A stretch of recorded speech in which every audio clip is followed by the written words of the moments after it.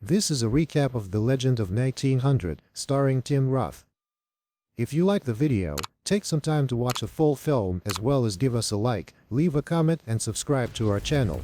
The story is told in the midst of the plot as a series of flashbacks. Musician Max Tooney enters a music shop and sells his old Kahn trumpet.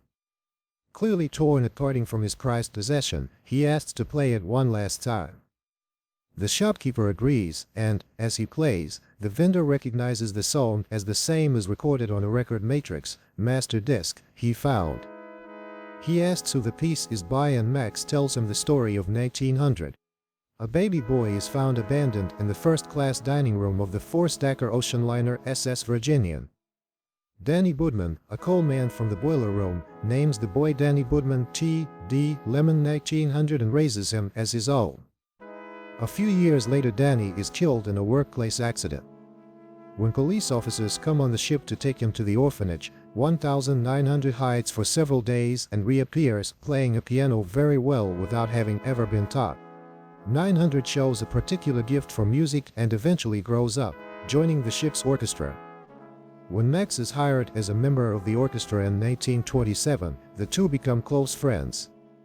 1900 never leaves the vessel. The outside world is too big for his imagination at this point. He stays current with outside musical trends as passengers explain new music trends or styles. His reputation as a pianist is so renowned that Jelly Roll Morton, of New Orleans jazz fame, comes aboard to challenge him to a piano duel. After hearing Morton's first tune, 1900 plays a piece so simple and well-known, Silent Night, that Morton feels mocked. As Morton becomes more determined to display his talent, he plays an impressive tune, The Crave, that brings tears to 1900's eyes. He then plays from memory the entire tune that Morton had just played. His playing fails to impress the crowd until his original piece, enduring movement, of such virtuosity and superhuman speed that the metal piano strings become hot enough to light a cigarette, which he hands to Morton as a gesture of victory. A record producer, hearing of 1900's prowess, brings a recording apparatus aboard and cuts a demo record of a 1900 original composition. He creates the piece, inspired by a woman, the girl, who is just boarded, and mesmerizes him. When he hears the recording, 1900 takes the master disc, offended at the prospect of anyone hearing the music without him having performed it live.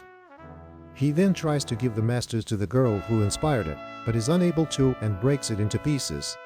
The story flashes back to the mid-1940s periodically, as Max, who has left the ship's orchestra in 1933, is seen trying to find 1900 in the now deserted hull of the vessel, which is scheduled to be scuttled and sucked far offshore.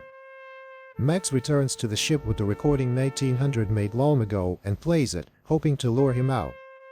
Max and 1900 finally meet again, and 1900 is irremovable about sinking with the ship, being daunted by the immenseness of the world. He feels his fate is tied to the ship and cannot bring himself to leave the only home he has ever known. As Max is leaving the store, the shopkeeper gives him the trumpet back, without asking for money and saying a good story is worth more than an old trumpet.